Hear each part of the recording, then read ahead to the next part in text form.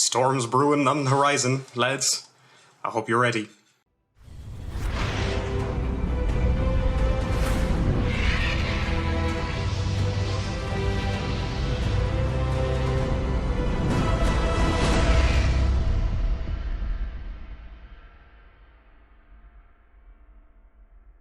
Alright lads, this is Keith, the Irish God, here with a video talking about the new Vanquisher support that we just got released for set 12. And today we're going to be going over the three major cards that got revealed. I'm going to start, first of all, I have their old counterparts here, along with our old favourite Nuke the Drop. If you haven't bought a shirt or hoodie yet, you definitely should.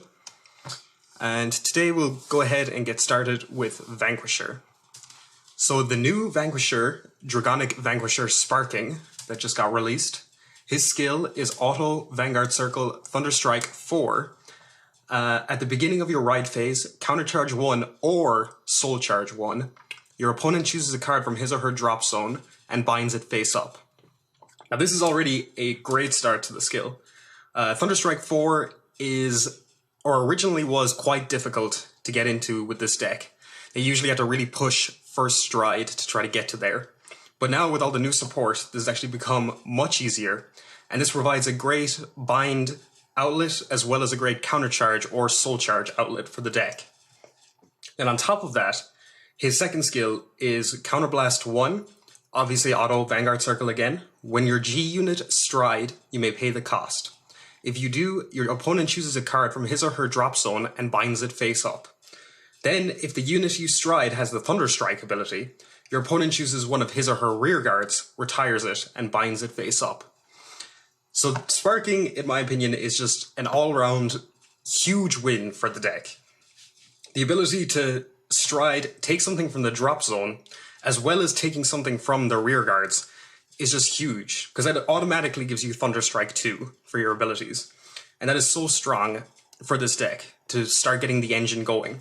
Because as I mentioned previously, the big problem with this deck was trying to get your Thunderstrike going as quickly as possible so that you could use all your big effects, like Bulwark Dragon, VMAX, Voltage, and all the other cards.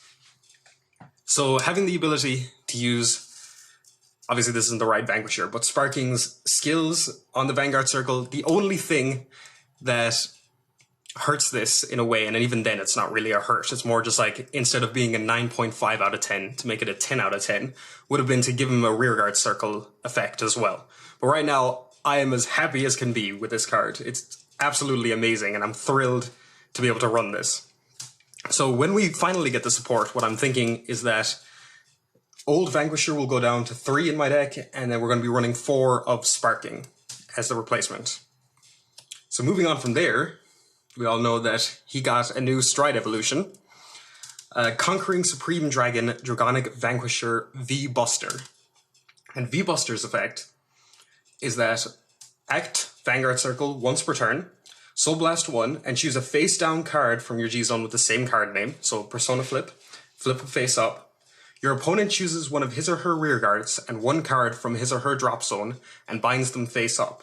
If the number of your rear guards is greater than the number of your opponent's rear guards, choose up to 3 of your units and they get power plus 3000 until the end of the turn. This already is an auto 4 of pretty much in this deck, because we were always missing the good first stride in Vanquisher. That was probably the biggest weakness of the deck, was not having something good beyond the on-hit pressure from Zorus and or Voltage here, or Voltex Zapper if you were lucky enough to get to Thunderstrike 3 by first stride. But other than that, our choices were incredibly slim for using on first stride. So this is a great first skill. So we can already get to auto GB2 ready on that regard, and then have a good skill to get us another 2 Thunderstrikes. So when we combine that with Sparking, we end up with Thunderstrike 4 already, or potentially Thunderstrike 4 already, depending on the opponent's field and whatnot. And then his second effect is Generation Break 3, Thunderstrike 7, which is quite the hefty Thunderstrike cost. All of the units in your front row get power plus 5000, and this unit gets critical plus 1, drive plus 1. So once again, poor old Chrono Tiger Rebellion is crying in a corner. But this is another just amazing skill for this card. Thunderstrike 7 seems like a hefty cost, but when you consider that you're already at Thunderstrike 4, literally just using Sparking and V-Buster, and we haven't even gone over the starter yet, but the Thunderstrike 7 does not seem as big of a cost as it appears on first glance. Definitely for the old deck, it would have been very, very difficult to use. And then having the ability to get a plus 5,000 across the front row, hit another stage for all your units, and then also on top of it getting critical +1, drive +1, so you have huge pressure from your Vanguard, is just incredible for this deck. So these are already two amazing wins for the Vanquisher deck. And then, finally, I think the unsung hero right now, just because of how small he is Hard Rod Draco Kid. And Hard Rod Draco Kid is the new Forerunner that just got revealed.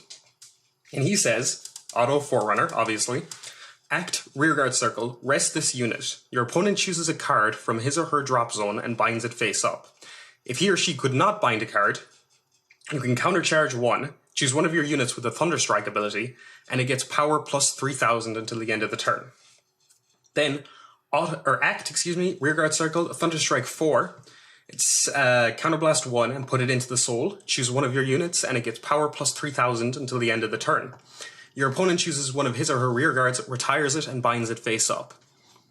This right here is quite possibly one of, if not the best, Forerunners in the game right now. I would easily rank it in the top 3 that have ever been released in Vanguard. He enables the engine of the deck so well. As you heard from me, I did not say Generation Break in there once. So all of his abilities are live immediately, although the second one at Thunderstrike 4 is likely not to go off until later in the game. But him just being able to go rest, bind something from the drop, you already have Thunderstrike 1, continue that every single turn, because your opponent is going to have to place cards. Things naturally go to the drop zone because of the way the game plays. And this is an immediate engine. It's essentially, if your opponent has Disruption, they have to get rid of this card, because you are just going to be snowballing out of control by just resting Hard Rod every turn and binding something. And on top of that, if it doesn't work, you also have the countercharge ability from him, and he's giving plus 3,000, which is, you know, obviously not equivalent to a stage, but might allow some other units to be able to hit, like Chitura hitting 14k on a 9k Vanguard, and so on and so forth.